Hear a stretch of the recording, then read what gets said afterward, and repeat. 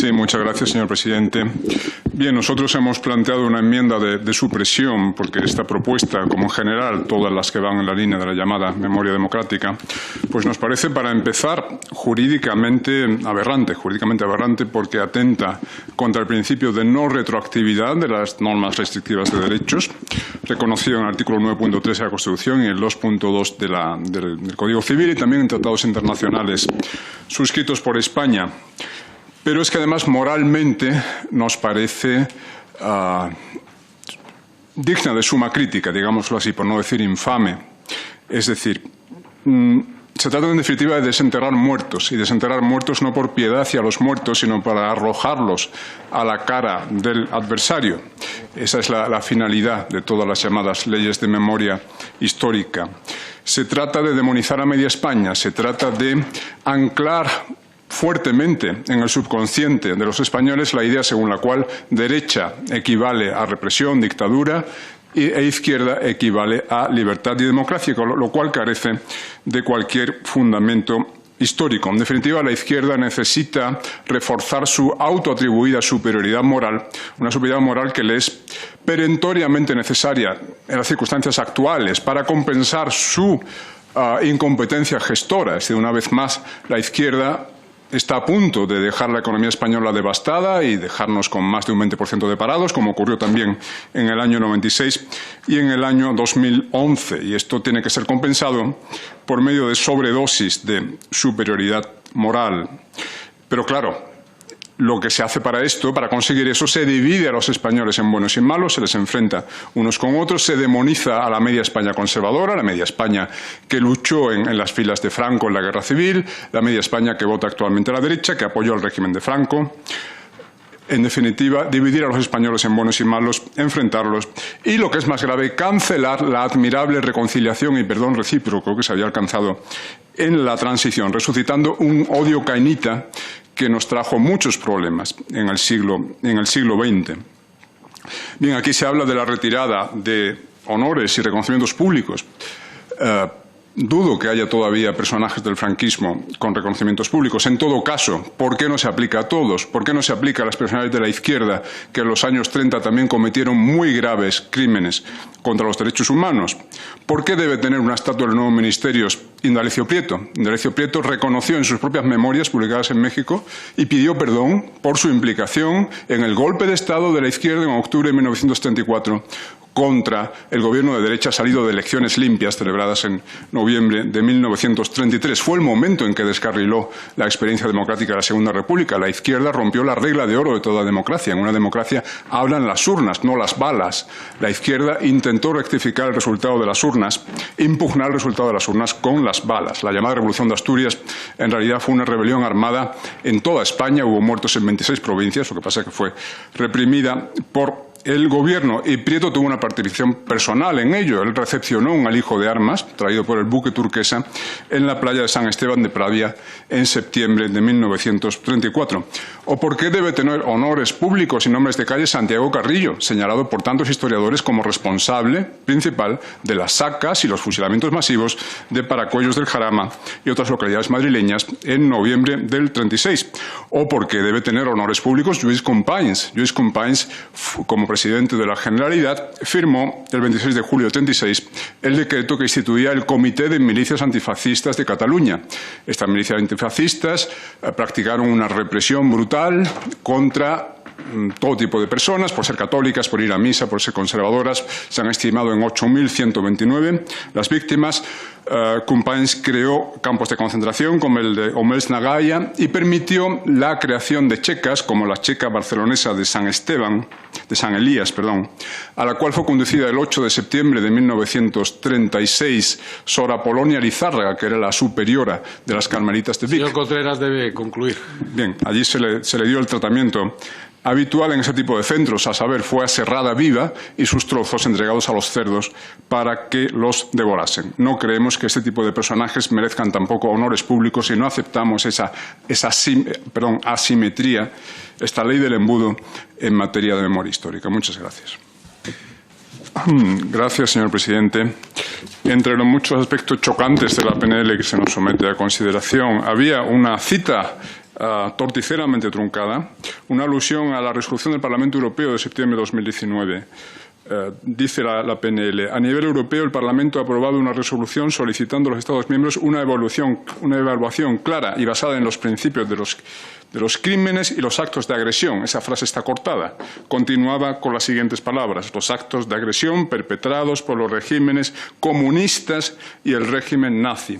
Esa resolución de septiembre del año pasado es histórica porque por primera vez se ha establecido institucionalmente una equiparación moral entre fascismo y comunismo. Dos ideologías criminales que llenaron de sangre el siglo XX. En Vox rechazamos ambas terminantemente.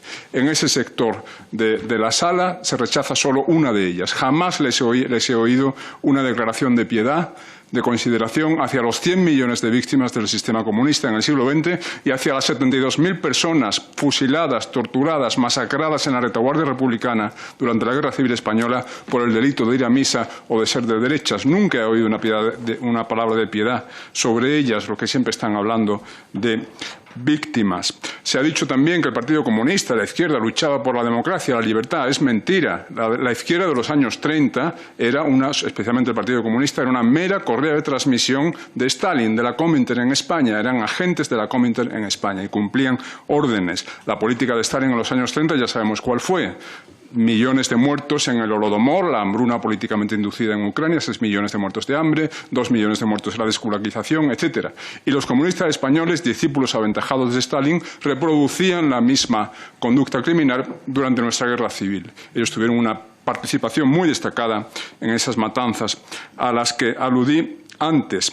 Matanzas que iban dirigidas no solo, aunque sí muy especialmente, contra las personas de derechas, también contra la propia izquierda. Esta es una peculiaridad de la violencia comunista. Todo el mundo conoce, quizá ustedes no, la mini guerra civil en Barcelona en mayo de 1937 entre comunistas y anarquistas, cuando los comunistas machacaron a los anarquistas con cientos de muertos y miles de encarcelamientos. Testigo de excepción de aquellos acontecimientos fue el escritor George Orwell. En el mundo anglosajón a menudo se plantea la cuestión de cómo pudo Orwell escribir la novela definitiva sobre el totalitarismo, 1984, sin haber estado nunca ni en la Unión Soviética ni en la Alemania nazi. Bien, es que había estado en Barcelona 1937 y eso le bastó para saber lo que era el totalitarismo. Lo describió literalmente como el reinado del terror. Cito textualmente una frase suya: la idea de eliminar a todo el que no está de acuerdo con nosotros no nos parece natural en Inglaterra. En Barcelona en 1937 parecía algo completamente natural, eliminar al que no esté de acuerdo con nosotros. Y los comunistas no solo, por cierto, muchos de ustedes pertenecen al Partido Comunista, me refiero a Unidas Podemos.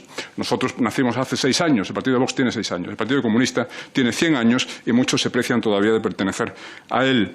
Asesinaron no solo a muchas personas, sino a la misma democracia, con lo que dije antes, la ruptura de la regla del juego a partir del 34 al no aceptar la victoria electoral de las derechas. Y me permitirá terminar citando unas palabras de Jesús Hernández, líder del Partido Comunista de España en Alicante en enero de 1936.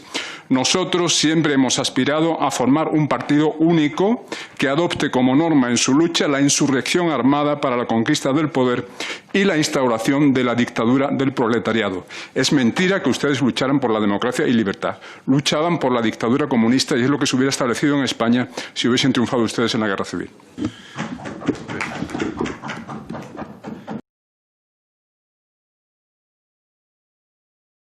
Gracias, señor presidente. Señorías, como nos dicen las sentencias constitucional del Tribunal Constitucional 40/2003 y 78/2006, toda PNL es un instrumento para poner en marcha la función de impulso político y control del Gobierno y también una vía adecuada para forzar el debate político y obligar a que los distintos grupos de la Cámara y esta misma tengan que tomar expresa posición sobre un tema en concreto, sobre un tema determinado.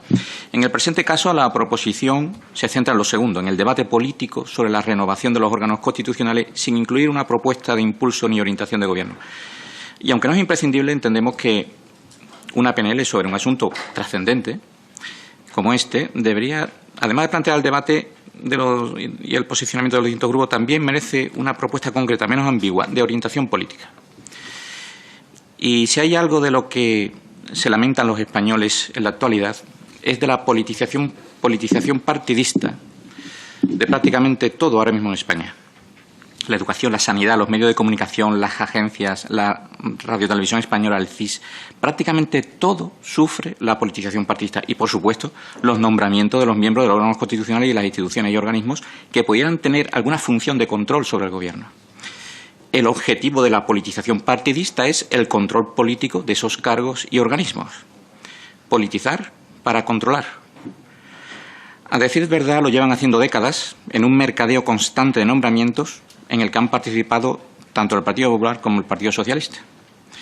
Y cuando uno lee esta proposición, pues lo primero que viene a la mente es la Fiscalía General del Estado, el nombramiento del exministro socialista de Justicia, las palabras tan repetidas últimamente del presidente del Gobierno sobre la Fiscalía de quién depende, del Gobierno, contestó el periodista, pues ya está, ¿no? Sentenció el presidente, señor Sánchez.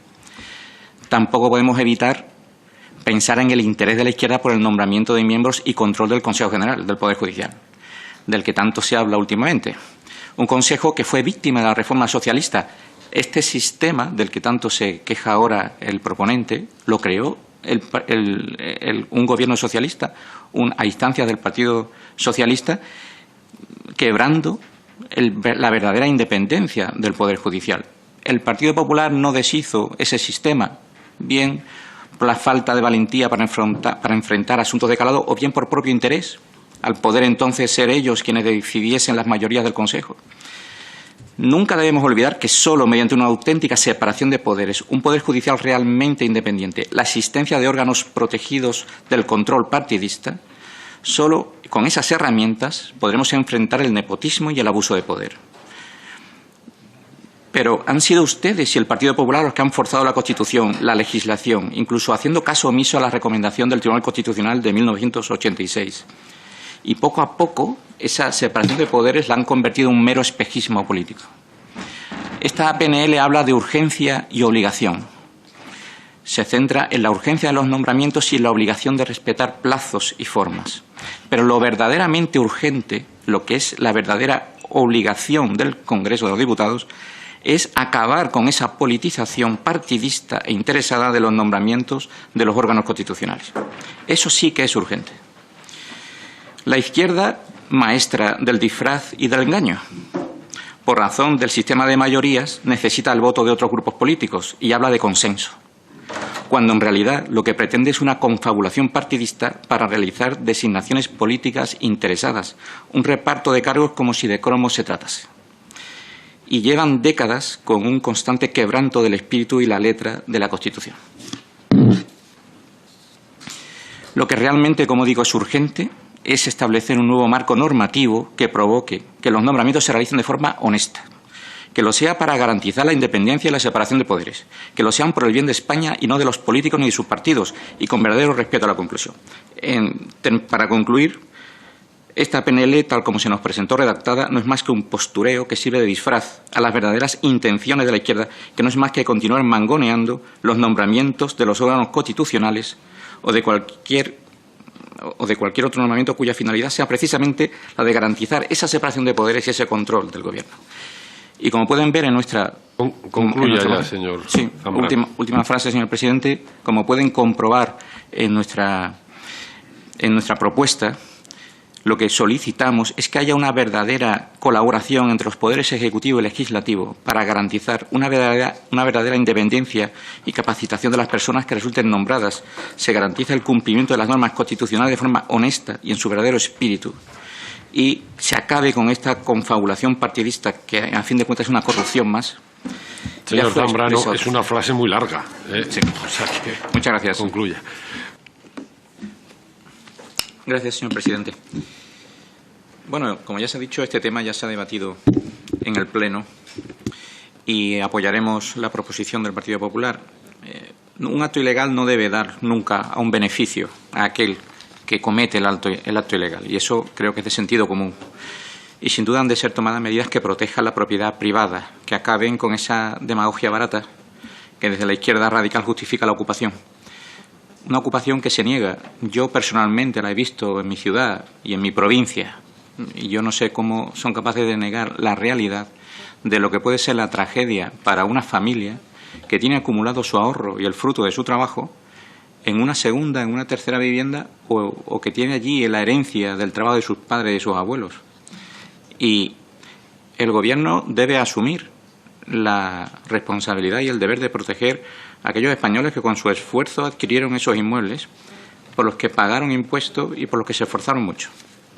La propiedad privada es un derecho básico en toda sociedad civilizada. Es garantía de libertad individual, y viene efectivamente garantizada en nuestra Constitución. Nadie puede ser privado de su propiedad sino por causa justificada y de acuerdo con la ley. Algo que deberían ustedes repetirse una y otra vez. De acuerdo con la ley. Hay que respetar la ley. Por ello, toda medida que defienda este principio es una medida que defiende a nuestra Constitución y a nuestro sistema de libertades. Actualmente, salvo error, hay 4 iniciativas legislativas sobre este asunto. 2 del Grupo Parlamentario Vox y una del Partido Popular y otra del Grupo de Ciudadanos. Bueno, pues aquellos grupos como el Partido Popular les conmino a que apoyen también las iniciativas de Vox en este sentido, que las estudien, las analicen, porque creemos que son de sentido común y, en definitiva, son iniciativas que se refieren a la reforma del sistema legal para proteger un principio tan esencial y tan fundamental para el funcionamiento de una sociedad medianamente civilizada. Y todo ello no quita la necesidad de que se desarrollen con eficacia políticas de vivienda. Es responsabilidad de la Administración, tanto la defensa de la libertad de la propiedad privada como la de desarrollar estas políticas de vivienda. También les conmino a apoyar las propuestas del Grupo Vox en este sentido. Tenemos presentado una propuesta, pueden ustedes analizar y observarla en el boletín oficial del 24 de julio del 2020, para la mejora del sector de la vivienda y el aumento de la inversión destinada a la vivienda de protección oficial. Sin duda, no solo justificando la ocupación se soluciona el problema. La Administración tiene que poner de su parte y con eficacia, invirtiendo los recursos públicos en cosas útiles como puede ser esta, y no en el ingente gasto político que de forma absurda está manteniendo de forma constante este Gobierno tan de izquierdas. Muchas gracias.